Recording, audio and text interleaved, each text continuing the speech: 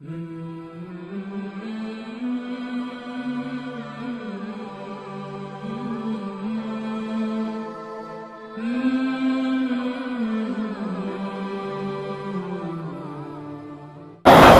صل وسلم دائما ابدا على حبيبك خير الخلق كلهم هو الحبيب الذي ترجى شفاعته لكل هول من الاهوال مقتحم مولاي صل وسلم دائما ابدا على حبيبك خير الخلق كلهم الحمد لله منشئ الخلق من آدم ثم الصلاة على المختار في القدم مولاي صل وسلم دائما ابدا على حبيبك خير الخلق كلهم. سامعین محترم و حاضرین عزیز وقار، رب تعالیٰ کی حمد و ثنا اور نبی رحمت صلی اللہ علیہ وسلم پر لا تعداد درود و سلام کے بعد، سامعین مکرم، یوم جمعہ یعنی جمعۃ المبارک کا دن بڑی فضیلت اور بڑے مقام، بڑے مرتبے کا دن ہے۔ اس دن کی رحمتیں، برکتیں، فضیلتیں سمیٹنا ہے بڑا آسان، لیکن کیونکہ اکثر لوگ اس دن کی فضیلت سے غافل رہتے ہیں، اس لیے ان فضیلتوں، رحمتوں، برکتوں سے محروم رہتے ہیں۔ جو چیز جس قدر عام ہو اس کے ساتھ ہمارا رویہ یہی ہوتا ہے کہ ہم اسے پھر عام سے بھی عام بنا لیتے ہیں، اور اس کے اندر جو رحمتیں، برکتیں، فضیلتیں چھپی ہوتی ہیں انہیں نظر انداز کر دیتے ہیں۔ جمعۃ المبارک کا دن ہر ہفتے لوٹ کر آتا ہے، ہر ہفتے پلٹ کر آتا ہے۔ ایک مہینے میں کئی مرتبہ 4 اور کئی مرتبہ 5 جمعۃ المبارک ہوتے ہیں۔ اتنے مبارک دن ایک مہینے میں میسر آ جائیں، اس سے بڑھ کر بندہ مومن کے لیے اور کیا ہوگا کہ وہ رحمتیں، برکتیں سمیٹ لے اور مہینے میں 4 مرتبہ اللہ کی بخشش بھی حاصل کر لے۔ لیکن ہمارا رویہ یوم جمعہ کے ساتھ وہ والا نہیں ہوتا جو نبی رحمت صلی اللہ علیہ وسلم اور صحابہ کرام کا تھا۔ رسول رحمت صلی اللہ علیہ وسلم جمعۃ المبارک کے دن خاص اہتمام فرمایا کرتے تھے، سورہ کہف کی تلاوت فرماتے، اور نبی اکرم صلی اللہ علیہ وسلم نے بشارت بھی دی ہے۔ رسول رحمت فرماتے ہیں جس بندے نے جمعۃ المبارک کے دن سورہ کہف کی تلاوت کی، اللہ اگلے جمعے تک اس کے لیے نور اور روشنی پیدا فرما دے گا، گمراہ نہیں ہوگا۔ نور اور روشنی کا مطلب یہ ہے کہ اگلے جمعے تک گمراہ نہیں ہوگا۔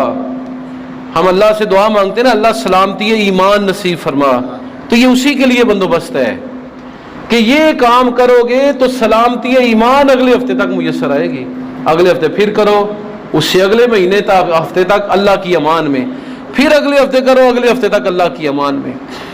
تو رسول رحمت صلی اللہ علیہ وسلم نے فرمایا کہ جو بندہ جمعۃ المبارک کے دن سورہ کہف پڑھتا ہے، اللہ اگلے جمعے تک اس کے لیے نور اور روشنی پیدا فرما دیتا ہے۔ ایمان کی حفاظت ہوتی ہے، اللہ کی طرف سے اس کی حفاظت ہوتی ہے، امن میں آ جاتا ہے، اللہ کی خاص رحمتوں میں آ جاتا ہے۔ اور اسی لیے صوفیہ عظام فرماتے ہیں کہ اللہ کی رحمت کے کئی حلقے ہیں۔ جس طرح کعبۃ اللہ کے گرد طواف ہم کرتے ہیں، 7 چکر لگاتے ہیں، تو ہر چکر کا ایک حلقہ ہے، اسی طرح اللہ کی رحمت کے کئی حلقے ہیں، کئی اس کے دائرے ہیں۔ جب بندہ سورہ کہف کی تلاوت کرتا ہے تو کم از کم اس کے آخری دائرے میں آ کے اللہ کی امان اور حفاظت میں آ جاتا ہے، کم از کم آخری دائرے میں ضرور آ جاتا ہے۔ اور بھی بہت سارے عمل ہیں جو بندے کو دوسرے دائرے میں، پہلے دائرے میں بالکل رحمت کے قریب پہنچا، لیکن یہ سورہ کہف کی تلاوت کا وظیفہ یہ کم از کم انسان کو اللہ کی رحمت کے اس آخری دائرے تک پہنچا دیتا ہے کہ جس میں جو بندہ بھی پہنچے پھر اللہ اس کے ایمان کی حفاظت فرماتا ہے۔ حضرت شیخ عبد القادر جیلانی رحمۃ اللہ علیہ سے پوچھا گیا کہ آج یوم عید ہے تو آپ بھی باہر آئیے۔ آپ نے فرمایا میرے لیے یہ عید وہ عید نہیں ہے، میرے لیے اصل عید وہ ہے جس دن میں اپنے ایمان کو سلامت لے کے دنیا سے چلا جاؤں گا۔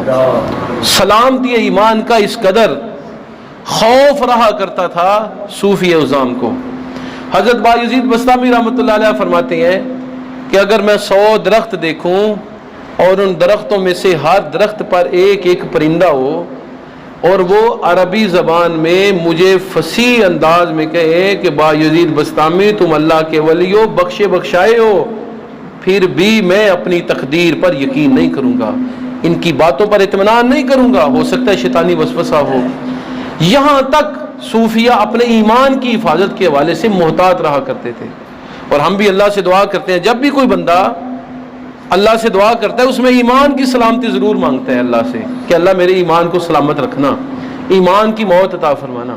تو رسول رحمت صلی اللہ علیہ وسلم نے وظیفہ دیا کہ ہر جمعہ کے دن سورہ کہف کی تلاوت کرو، اگلے جمعے تک نور اور روشنی اور ایمان کی سلامتی انشاءاللہ نصیب ہوگی۔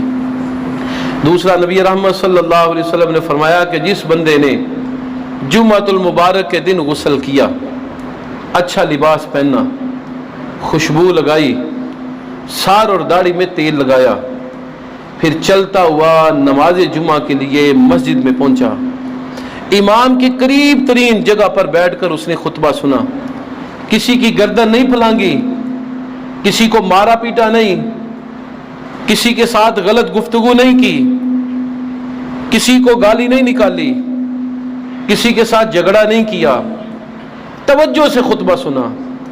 خطبہ سننے کے ساتھ اس نے با جماعت نماز ادا کی۔ جو ہی نماز پڑھ کے واپس جائے گا اللہ پہلے گناہوں پر کلمہ عفو پھیر دے گا۔ کام چھوٹے چھوٹے ہیں لیکن اجر بہت بڑا ہے۔ یہ توجہ دلانے کے لیے یہ چیزیں پہلے بھی آپ نے سنی ہوئی ہے کہ جو سب سے پہلے آئے گا جمعہ کی نماز پڑھنے کے لیے اس کو 1 اونٹ کی قربانی کا اجر ملے گا، جو دوسرے نمبر پر آئے گا اس کو گائے کی قربانی کا اجر ملے گا، جو اس کے بعد آئے گا اسے بکرے کی قربانی کا اجر ملے گا، جو اس کے بعد آئے گا پھر اس کا اجر کم ہوتا جائے گا، تاکہ مرغی کا اور اس کے انڈے کا بھی حضور نے ذکر کیا، تو اس کے بعد آئے گا مرغی جتنا صدقہ کا اجر، پھر انڈے کے صدقہ کا اجر پھر کم ہوتا جائے گا۔ اور فرمایا جب امام عربی خطبہ پڑھنا شروع کر دے، جب امام عربی خطبہ پڑھنا شروع کر دے پھر فرشتے بھی رجسٹر سنبھال کے خطبہ سماعت کرنے کے لیے آ جاتے ہیں، اس کے بعد آنے والے اجر سے محروم رہتے ہیں۔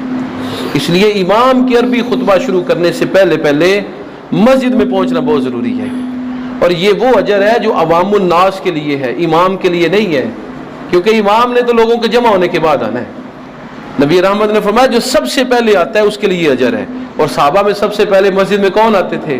کبھی سیدنا بلال، کبھی عبداللہ ابن مکتوم، کبھی سیدنا انس، کبھی سیدنا ابو بکر، کبھی سیدنا عمر، کبھی سیدنا عثمان۔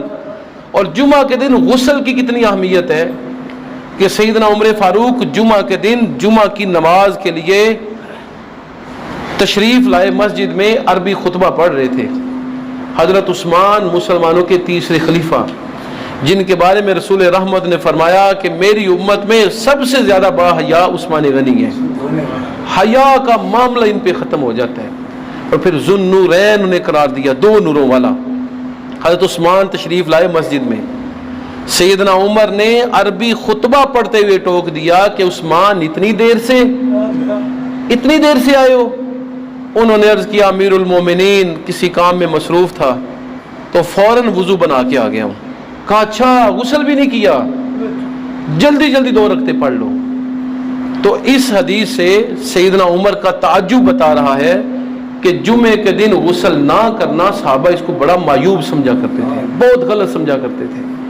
اور نبی رحمت کی حدیث ہے کہ بندہ مومن پر 7 دنوں میں ایک اللہ کی طرف سے فرض ہے، خاص طور پہ وہ ہے جمعہ کے دن غسل کرنا۔ تو کئی لوگ محروم رہتے ہیں، جمعہ کے دن بھی عام دنوں کی طرح گزر جاتے ہیں، اور 60 70 80 سال کی عمر میں کتنے 100 1000 جمعے آئے، کبھی اہتمام نہیں کیا۔ اور کئیوں کو اللہ تعالیٰ توفیق دیتا ہے وہ ہر جمعے اہتمام کرتے ہیں، غسل کا بھی، اچھا لباس پہننے کا بھی، خوشبو لگانے کا بھی، سر اور داڑھی میں تیل لگانے کا بھی، اور جسم کے اضافی بالوں کو دور کرنے کا بھی، ناخن تراشنے کا بھی۔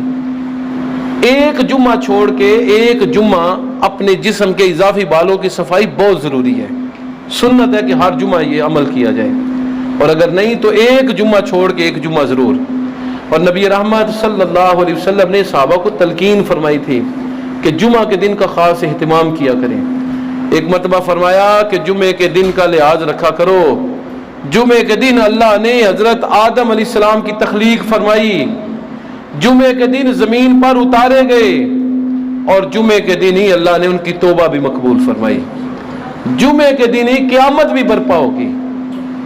ایک حدیث میں فرمایا کہ اللہ کے عزت والے دنوں میں سب سے بڑھ کر جمعے کا دن ہے کہ جس پر سورج طلوع ہوتا ہے۔ اس میں ایک ایسی گھڑی ہے، ایک ایسا وقت ہے، ایک ایسی ساعت ہے کہ اس میں بندہ مومن اللہ سے جو بھی دعا کرتا ہے اللہ مقبول فرما لیتا ہے۔ اچھا وہ وقت جو ہے اس حوالے سے اختلاف ہے، دو اقوال ہیں اس حوالے سے جو بڑے توجہ رکھنے والے ہیں۔ پہلا یہ کہ امام کے مسجد میں آنے سے لے کے مسجد سے جانے تک، یعنی اس میں اردو تقریر ہے، عربی خطبہ ہے، دونوں خطبوں کے درمیان امام کا بیٹھنا ہے، پھر اس کے بعد نماز ہے، نماز کے بعد کی اوقات ہیں۔ اس دوران ایک گھڑی ہے جس سے اللہ تعالیٰ کے ہاں خاص قبولیت حاصل ہے۔ پھر دوسرے صحابہ کہتے ہیں کہ دونوں خطبوں کے درمیان گھڑی ہے کہ جس میں بندہ مومن اپنے رب سے دعا کرتا ہے کہ اللہ میری فلاں فلاں ضرورت پوری کر دے، وہ قبولیت کا وقت ہوتا ہے اور اللہ اس کی دعا کو 100% قبول فرما لیتا ہے۔ اور سیدہ فاطمہ زہرا سلام اللہ علیہا فرمایا کرتی تھیں کہ جمعے کے دن قبولیت کا وقت عصر کے بعد کا ہے، اس لیے میں نے اسے حضور پر درود پڑھنے کے لیے مخصوص فرما لیا ہے۔ حضور کی جگر گوشہ سیدہ طیبہ طاہرہ سیدہ فاطمہ سلام اللہ علیہا ہر جمعے کے دن عصر کی نماز سے لے کے سورج کے غروب ہونے تک اپنے پاک کریم آقا پر کثرت سے درود و سلام پڑھا کرتی تھی۔ اس لیے علماء فرماتے ہیں کہ سیدہ کی سنت کو زندہ رکھنے کے لیے بندہ مومن کو چاہیے کہ ہر جمعے کے دن عصر سے لے کے مغرب کی نماز تک کثرت سے درود و سلام پڑھے، باقی تمام وظائف ختم، اس وظیفے کو خصوصی طور پہ اختیار کرے۔ اور درود شریف والا وظیفہ ویسے ہی بڑا بہترین ہے۔ رسول رحمت نے فرمایا جمعے کے دن مجھ پر کثرت سے درود پڑھا کرو کیونکہ جمعے کے دن تمہارا درود مجھ پر پیش ہوتا ہے۔ اچھا یہ حدیث آدھی سنتے سناتے ہیں لوگ، پوری حدیث بہت کم لوگ ہیں جنہوں نے سنی سنائی ہو، ممبروں پر بھی آدھی حدیث بیان ہوتی ہے، اور خصوصی طور پہ مکتبہ اہل حدیث کے لوگ اس حدیث کو پورا بیان ہی نہیں کرتے، کر ہی نہیں سکتے۔ اس کی وجہ یہ ہے کہ اسی حدیث سے حضور علیہ السلام کی زندگی مبارک بعد از وصال ثابت ہوتی ہے، بعد از وصال حضور کی زندگی اسی حدیث سے ثابت ہوتی ہے۔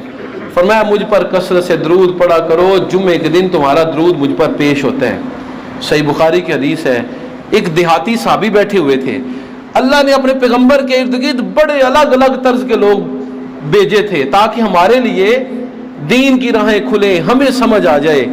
انہوں نے عرض کیا اے پاک پیغمبر کریم آقا، جب آپ کا وصال ہو جائے گا اور جسم آپ کا زمین میں مل جائے گا تو پھر بھی آپ کو درود کا کوئی فائدہ ہوگا؟ حضور نے فرمایا اے بندہ مومن غور سے سن لے، ان اللہ حرم علی الارض ان تاکل اجساد الانبیاء، اللہ نے زمین پر حرام کر دیا ہے کہ نبیوں کے جسموں کو کھائے۔ فنبی اللہ حی یرزق، اللہ کا نبی قبر میں بھی زندہ ہوتا ہے اور رزق دیا جاتا ہے۔ حدیث آدھی سناتے ہیں کہ جمعے کے دن درود پڑھو، اللہ کی حضور کی بات، اللہ حضور کی بارگاہ میں پیش کرے گا، حضور کی بارگاہ میں براہ راست جائے گا، لیکن یہ حدیث پوری نہیں سناتے کہ صحابی نے حضور سے پوچھا یا نبی اللہ آپ کی زندگی کے بعد؟ تو حضور نے فرمایا کہ اللہ نے زمین پر نبیوں کے جسم کو کھانا حرام کر دیا ہے، نبی اپنی قبر میں بھی زندہ ہوتا ہے۔ اور اس کی دوسری مثال صحیح مسلم کے اندر ہے، رسول رحمت فرماتے ہیں میں جب معراج کے لیے جا رہا تھا تو براق پر سوار ہوئے، مررت بقبر موسیٰ، میں حضرت سیدنا موسیٰ کلیم اللہ کی قبر کے پاس سے گزرا، فَهُوَ يُصَلِّي فِي قَبْرِهِ، وہ اپنی قبر میں کھڑے ہو کر نماز ادا کر رہے تھے، کھڑے ہو کے نماز ادا۔ یہ پیغمبروں کی زندگی ہے، قبر کی زندگی ہے، برزخ کی زندگی ہے۔ اور وہ بندہ کتنے خسارے میں ہے جو کہتا ہے جی نبی ہمارے جیسے ہی ہے یا بڑے بھائی جتنا مقام ہے ان کا. رسول رحمت فرماتے ہیں آنا بمنزلتی ابیکم، میں تمہارے باپ کا درجہ رکھتا ہوں. سنن ترمذی کی حدیث ہے. اور بعض لوگوں نے اپنی کتابوں میں لکھ دیا کہ حضور کا وقار بڑے بھائی جتنا ہے. بڑے چھوٹے بھائی کا تو تصور ہی نہیں دیا اسلام نے. اسلام نے تصور دیا حضور کی بیویاں مومنوں کی مائیں ہیں اور نبی اکرم مومنوں کے باپ کے درجے پر ہیں، باپ کے درجے پر ہیں. تو انبیاء اپنی قبور کے اندر زندہ ہیں. یہ نظریہ ہمیں قرآن و سنت سے ملتے ہیں. تو حضور نے فرمایا جمعے کے دن کثرت سے درود و سلام پڑھا کرو، کیونکہ جمعے کے دن تمہارا درود مجھ پر پیش ہوگا. صحابہ نے عرض کیا یا نبی اللہ وصال کے بعد؟ آپ نے فرمایا اللہ نے زمین پر حرام کر دیا ہے کہ نبیوں کے جسموں کو کھائے. اللہ کا پیغمبر قبر کے اندر زندہ ہوتا ہے اور اسے رزق دیا جاتا ہے. نبی اکرم صلی اللہ علیہ وسلم فرماتے ہیں کہ جب بندہ مومن آداب کے ساتھ نماز جمعہ پڑھ کے واپس پلٹتا ہے تو اس کی بخشش ہو جاتی ہے. لیکن دوسری جگہ تنبیہ بھی فرمائی ہے. فرمایا لوگوں نماز جمعہ چھوڑنے سے بچتے رہو. جس بندے نے 3 جمعے چھوڑے اللہ اس کے دل پر مہر لگا دیتا ہے. ایک حدیث میں اسے منافق لکھ دیا جاتا ہے، پھر تبدیل بھی نہیں کیا جاتا. تو کتنے خسارے میرے وہ لوگ جو جان بوجھ کے جمعہ چھوڑ دیتے ہیں، تھوڑی سی دکانداری کے لیے، تھوڑی سی ڈیوٹی کے لیے، تھوڑے سے گھر کے کام کاج کے لیے، تھوڑی سی منافت کے لیے، کسی ایک دوست کو راضی کرنے کے لیے، کسی رشتہ دار کو راضی کرنے کے لیے، کسی گاہک کو راضی کرنے کے لیے نماز جمعہ چھوڑ دیا. حضور فرماتے ہیں 3 جمعے جس نے چھوڑے اللہ دل پر مہر لگا دیتا ہے. اور ایک حدیث میں ہے کہ منافقت کی مہر لگتی ہے پھر تبدیل بھی نہیں ہوتی. اس لیے نماز جمعہ چھوڑنے سے بچنا چاہیے. آخر پر جی ٹرانسجینڈر ایکٹ جو ہے وہ پاکستان کی قومی اسمبلی نے منظور کر لیا. انتہائی شرمناک ایکٹ ہے. یہ ایکٹ یہ ہے کہ ایک بندہ کہتا ہے کہ مجھے اپنے آپ کو کہتا ہے میں عورت فیل کر رہا ہوں تو اپنے آپ کو عورت لکھوا لے. اور ایک عورت کہتی ہے بچوں والی عورت کہ میں اپنے آپ کو مرد فیل کر رہی ہوں جی، تو وہ مرد لکھوا لے اور وراثت میں مردوں والا حصہ بھی حاصل کر لے. اسلام پر اتنا بڑا دعویٰ کبھی نہیں بولا گیا اور اسلام کے خلاف ایسی ننگی تلوار کبھی پاکستان میں نہیں آئی جس طرح کی اب آئی ہے. اس کو سینٹ نے بھی منظور کر لیا اور قومی اسمبلی نے بھی منظور کر لیا ہے. نیک اور اچھے لوگ دعائی دے رہے ہیں. ان میں ایک سینٹر مشتاق صاحب بھی ہیں، دعائی دے رہے ہیں. اسلام کے خلاف بل ہے، قرآن و سنت کے خلاف ہے. اور وہ خود ہی کہتے ہیں کہ میں دعائی کن لوگوں کے سامنے دوں؟ ان سینیٹر لوگوں کے سامنے یا ان وزراء کے سامنے جن کو سورہ اخلاص بھی نہیں آتی، جن کو قرآن و سنت سے ویسی وحشت ہے، خوف آتا ہے ان کو قرآن و سنت کا نام لینے سے. تو ٹرانسجینڈر ایکٹ جو ہے منظور ہو گیا ہے. پوری دنیا میں اس طرح کے ایکٹ ہیں. مثلا ہم امریکہ کی بات کریں تو وہاں پر بھی ایکٹ ہے کہ ایک آدمی کی اگر جنس تبدیل ہوئی ہے، وہ بچپن میں خاتون اپنے آپ کو سمجھتا رہا ہے لیکن بعد میں اللہ تعالیٰ نے اس کے جسم کے اندر ایک تبدیلی کی ہے اور وہ مرد کی طرز کا ہے، علاج معالجے سے پھر وہ پورا مرد بن جاتا ہے. تو اس آدمی کو اپنا میڈیکل تشخص کروانا پڑتا ہے. میڈیکل ٹیم سرچ کرتی ہے اور پھر اس کو سرٹیفکیٹ دیتی ہے، پھر اس کا نادرہ کے اندر اندراج ہوتا ہے. لیکن یہاں پر میڈیکل بورڈ کا ذکر بھی نہیں ہے، آدمی خود ہی فیصلہ کر لے. اور آپ کو پتہ ہے کہ یہ جو کھاتی پیتی فیملی ہیں، جو یورپ زدہ لوگ ہیں، مغرب زدہ لوگ ہیں، ان کے بچے بچیوں میں تو یہ تصور ہے ہی نہیں کہ مرد کون ہے اور عورت کون ہے. ان کو تو بالکل تصور نہیں ہے. وہ تو نہ پردے کے حق میں ہے. مرد جین پہن رہا ہے تو عورت بھی پہن رہی ہے، لڑکی بھی پہن رہی ہے. مرد نے اتنے بازو والے کپڑے پہنے تو عورت بھی پہن رہی ہے. مرد نے کچھا پہنا ہوا ہے تو عورت بھی وہی کچھ ان کے ہے. ان کو بالکل حیا ہے ہی نہیں.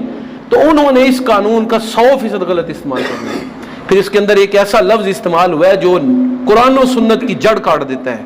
وہ لفظ یہ ہے کہ اونلی کی بجائے اینی لکھا ہوا ہے. کوئی بھی آدمی، یہ بنایا گیا تھا خنثی حضرات کے لیے، مخنث لوگوں کے لیے. تو وہاں پر ہونا چاہیے تھا اونلی مخنث لوگوں کے لیے یہ قانون ہے. وہاں پہ لکھا ہے اینی، کوئی بھی آدمی. تو یہ انتہائی نامناسب سا قانون ہے جو قرآن و سنت کے سراسر خلاف ہے. اسمبلی میں اس کو پاس کر لیا گیا ہے. ابھی اس کے اندر کم از کم ترمیمیں 2 ضرور ہونی چاہیے. پہلی ترمیم، ٹرانسجینڈر کی تعریف کر دیں کون ہے. ایسا آدمی جو نہ مرد ہو نہ عورت ہو اس کو ٹرانسجینڈر کہتے ہیں. پہلی تو یہ تعریف وہاں پر ہونی چاہیے. دوسرا، میڈیکل بورڈ ہونا چاہیے کہ وہ تشخیص کرے یہ مرد ہے یا عورت ہے، اس کو وراثت میں کون سا حصہ ملے گا، نادرہ اس کو مرد لکھے یا عورت لکھے. میڈیکل بورڈ ہونا چاہیے. اور تیسرا، اینی کی جگہ پہ اونلی کا لفظ ہونا چاہیے. 3 جگہ اگر تبدیلی ہو جائے تو یہ قرآن و سنت کے لبادے میں آ سکتا ہے. تو جتنے بھی حضرات اس قابل ہیں کہ اس آواز کو پہنچائیں میڈیا کے ذریعے، خود اویئرنس دیں، کیونکہ سوشل میڈیا کایا پلٹ دیتا ہے 1 منٹ کے اندر. تو جو لوگ بھی سوشل میڈیا خصوصاً استعمال کرنے والے ہیں ان کو اس حوالے سے اس ایکٹ کے خلاف بات کرنی چاہیے کہ یہ قرآن و سنت کے خلاف ہے، اور اس کے اندر جو مناسب ترمیم قرآن و سنت کے مطابق اس کو کر کے اس کو کلمہ پڑھایا جائے اس ایکٹ کو. یہ ایکٹ کافروں ملا باہر سے ہے اور اسی طرح اس ایکٹ کو نافذ کر دیا ہے. اچھا، جن لوگوں نے یہ پیش کیا ہے نا ان لوگوں کو لکھنا بھی نہیں آتا کہ یہ قانون لکھتے کیسے ہیں، اس کی ڈیفینیشن کیا ہوتی ہے، ترتیب کیسے اس کی بناتے ہیں، کوئی پتہ نہیں ہے. باہر سے لکھا آیا اور اس کو پیش کیا، اور کیونکہ آقا نے کہا باہر سے کہ یہ پاس کرنا ہے تو پاس کر لیا. ہمارے ہاں اتنی جرت ہے ہی نہیں. جن لوگوں کا ووٹ دیتے ہیں بالکل ان کے ہاں جرت نہیں ہے. 2 لوگ اس قانون کے خلاف صرف اٹھے ہیں، 2 لوگ. ایک قاسم فخری صاحب ہیں تحریک لبیک کے، اور دوسرے مشتاق صاحب ہیں سینیٹر ہیں جماعت اسلامی کے. 2 لوگوں نے صرف آواز اٹھائی ہے کہ یہ قانون غلط ہے. باقی سب نے ایسے جیسے جو ہے وہ نشے کے اندر دودتے ہیں، پتہ ہی نہیں قرآن و سنت کا ہے کیا. اس سے پہلے انہوں نے معاشیات کا جو قانون پاس کیا تھا وہ بھی 100% قرآن و سنت کے خلاف تھا. اس سے پہلے انہوں نے ہراسمنٹ کا قانون پاس کیا تھا، وہ بھی 100% غلط تھا. تو یہ غلط قوانین ہماری نسلوں کو بگاڑ دیں گے. اسی لیے علماء کہتے ہیں کہ ہم تہذیبی اعتبار سے حالت جنگ میں ہیں. ہمیں کفر جو ہے وہ لفظی اعتبار سے گھیرنا چاہ رہا ہے، خود نہیں آ کے مسلط ہوتے، ہمارے ذریعے ایسے قوانین بناتے ہیں جو ان کو سپورٹ کرتے ہیں اور ہمارے خلاف ہیں. اور جس طرح کا یہ بےہودہ قانون پاس ہوا ہے اس طرح کا تو یورپ میں بھی پاس نہیں ہوا. یورپ میں میڈیکل بورڈ بنتا ہے اور جو بندہ کہتا ہے جی میں نے اب فلاں جنس کا ہوں اور مجھے فلاں شمار کیا جائے، 3 مہینے دائر کرتا ہے درخواست.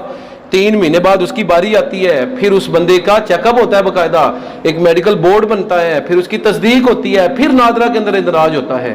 اور یہاں پر تو بہت زیادہ جو ہے اس قانون کو ایسے یعنی یورپ سے بھی آگے گزر گئے ہیں اور ایسا وار کیا اسلام پر کہ الامان والحفیظ. اللہ تعالیٰ مجھے اور آپ کو ان فتنوں سے محفوظ فرمائے. جو میں جمعہ کی قدر کرنے کی رب تعالیٰ توفیق مرحمت فرمائے. کثرت سے حضور پر درود و سلام پڑھنے کی توفیق مرحمت فرمائے. وآخر دعوانا الحمدللہ رب العالمین.